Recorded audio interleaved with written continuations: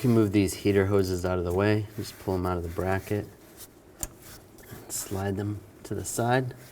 Disconnect the wire at the plug. You can give it a twist and pull it off.